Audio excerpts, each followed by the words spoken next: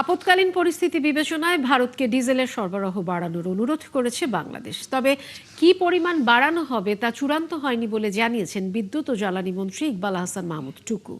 এদিকে ভারতীয় high commissioner প্রণয় ভার্মা বলেছেন, বাংলাদেশের অনুরোধ তার দেশকে জানাবেন তিনি। শারমিন নীরা রিপোর্ট।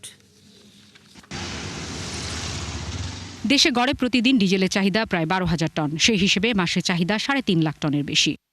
যদিও মধ্যপ্রাচ্যের যুদ্ধে জ্বালানি সংকটে এর বিকল্প উৎস খুঁজছে বাংলাদেশ। এরই অংশ হিসেবে ভারত ও চীন থেকে জ্বালানি আনার চেষ্টার উদ্যোগ নিয়েছে সরকার।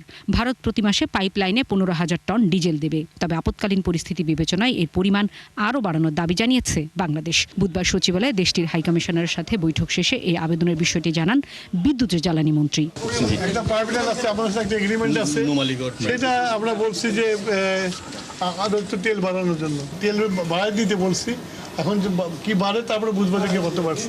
এ সময় ভারতীয় হাইকমিশনার জানান, জ্বালানি সরবরাহ বাড়ানোর বাংলাদেশের অনুরোধ তার সরকারকে জানাবেন তিনি।